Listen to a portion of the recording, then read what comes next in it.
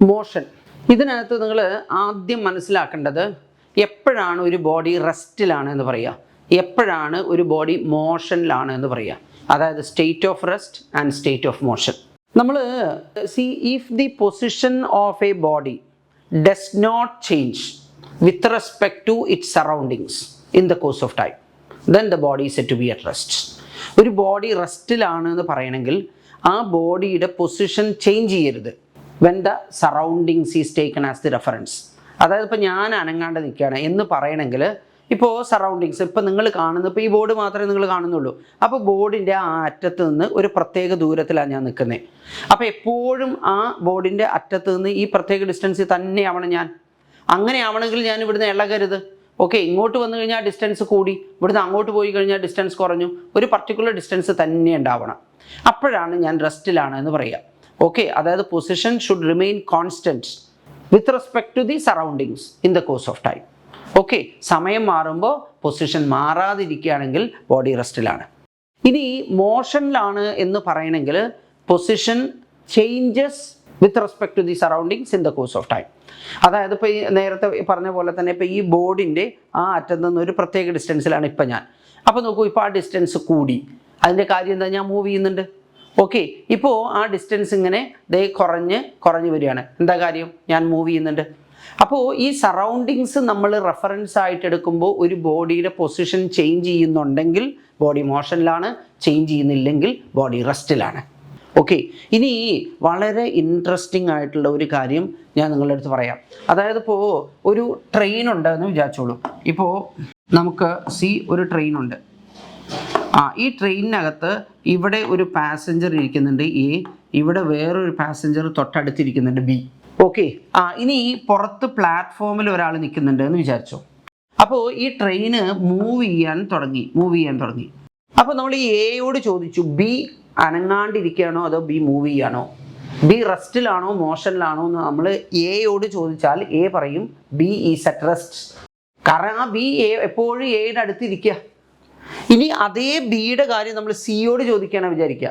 അതായത് train move ചെയ്യുന്നുണ്ട്, C പ്ലാറ്റ്ഫോമിൽ നിൽക്കുക.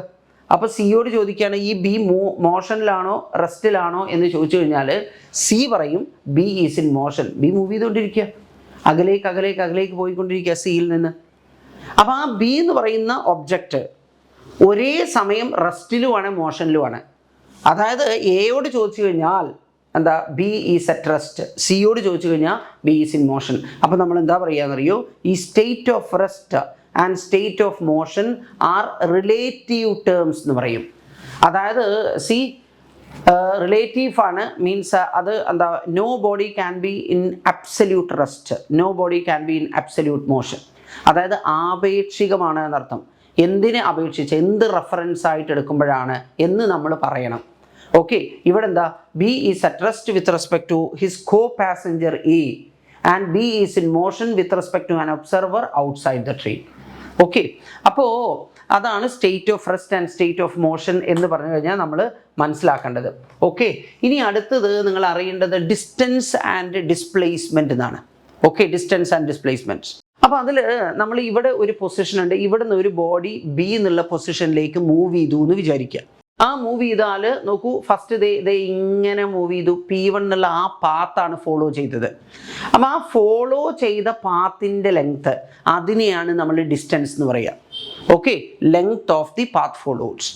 പക്ഷേ ഡിസ്പ്ലേസ്മെൻറ്റ് എന്ന് പറഞ്ഞാൽ എന്താണെന്നറിയോ, ഏത് വഴി മൂവ് ചെയ്തു എന്ന് നമ്മൾ നോക്കണ്ട. എവിടെ നിന്ന് തുടങ്ങിയത് എയിൽ നിന്നാണ്, എവിടെ അവസാനിച്ചു, ബിയിൽ അവസാനിച്ചു. അപ്പം ആ എയിൽ നിന്ന് ബിയിലേക്കുള്ള ഷോർട്ടസ്റ്റ് പാത്ത് ലെങ്ത്ത്, ഏറ്റവും ചുരുങ്ങിയ പാത്ത് ലെങ്ത്ത്, അതാണ് ഡിസ്പ്ലേസ്മെൻറ്റ്. അപ്പോൾ നോക്കൂ, ഈ P2ഉം P3 ഒന്നുമില്ല. ഈ P2 വരച്ചിട്ടില്ല, ഞാൻ P3യും വരച്ചിട്ടില്ല വിചാരിച്ചോ. P1 മാത്രമേ ഉള്ളൂ. ഇത് ഇങ്ങനെ ഒരു ബോഡി എടുത്തി. അപ്പോൾ ഡിസ്റ്റൻസ് ട്രാവൽഡ് എന്ന് പറഞ്ഞാൽ ഈ പാത്തിൻ്റെ ലെങ്ത്താണ്. ഓക്കെ, ഡിസ്പ്ലേസ്മെൻറ്റ് എന്ന് പറഞ്ഞാൽ തുടങ്ങിയ പൊസിഷൻ എയിൽ നിന്ന് ഫൈനൽ പൊസിഷൻ ബിയിലേക്ക് നേരെ ഒരു ലൈൻ അങ്ങ് വരയ്ക്കുക. അതാണ് ഷോർട്ടസ്റ്റ് പാത്ത് ലെങ്ത്, അതാണ് ഡിസ്പ്ലേസ്മെൻറ്റ്.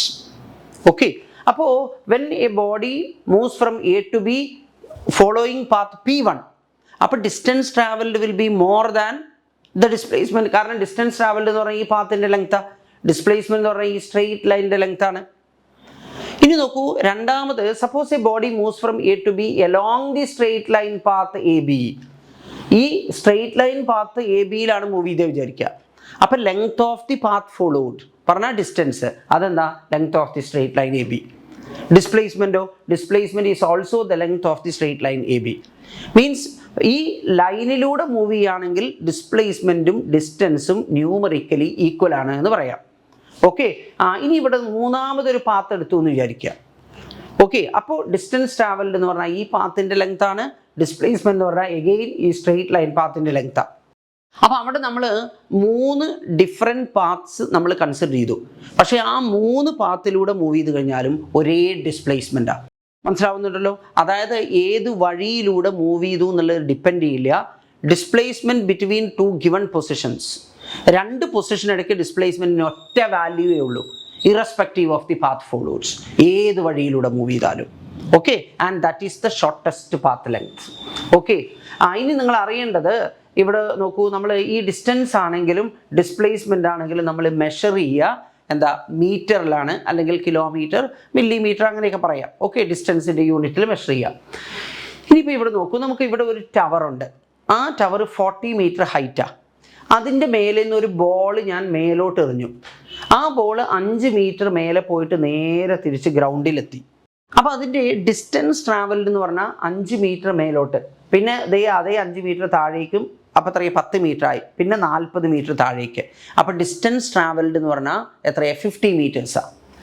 ഡിസ്പ്ലേസ്മെൻറ്റ് എന്ന് പറഞ്ഞാൽ നമ്മൾ ഏത് വഴി മൂവ് ചെയ്തു നോക്കണ്ട, എവിടെ നിന്ന് തുടങ്ങിയത് from the top of the tower, ultimately എവിടെ എത്തി, താഴെത്തി.